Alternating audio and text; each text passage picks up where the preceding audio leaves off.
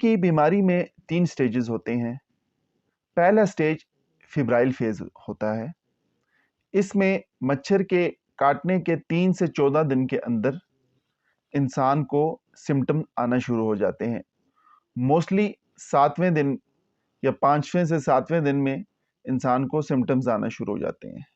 इसमें बुखार होता है, इंसान के जिस्म पे रैशेस आना शुरू हो जाते हैं, मतलब इंसान की स्किन रेड और बीच में छोटे छोटे सफ़ेद दाने आ जाते हैं। बाज़ औक़ात दबाने से इंसान की उंगलियों के निशानात इंसान के जिस्म पे आना शुरू हो जाते हैं। और तीसरे इस तरह के रैशेस होते हैं जिस तरह सफ़ेद सफ़ेद खून नमा दाने से निकल आते हैं, जो कि दबाने से एक खून के कतरे की तरह नुमाया हो जाते हैं। पहली फेज़ में ट्रीटमेंट कोई नहीं, सिर्फ हम सिम्टम्स को देख देख के उसका इलाज करते हैं। यानी बुखार शदीद हो तो हम बुखार कम करने के लिए या तो गोली का इस्तेमाल करते हैं जो कि पैरासिटामोल है, या ठंडी पट्टियाँ रख के उसका बुखार कम किया जाता है।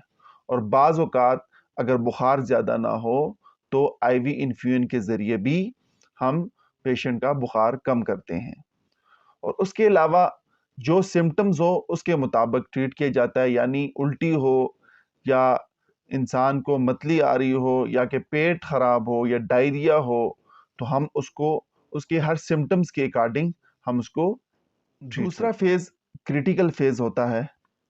इसमें मोस्टली डेंगू बुखार की कॉम्प्लिकेशंस सामने आती हैं, जिस तरह खून का आना नाक से, मसूड़ों से, या पेट से, जो कि पाखाने या बड़े पेशाब में खून आता है।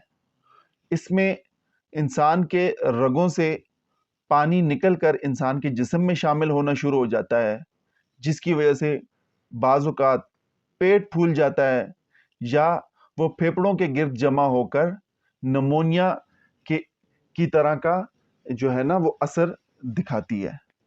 उसके अलावा खून से पानी की कमी की वजह से ब्लड प्रेशर गिरता है, जिसकी वजह से शॉक में जाने का अंदेशा भी होता है, और ये मल्टीपल आर्गन डिसफंक्शन भी काज कर सकता है।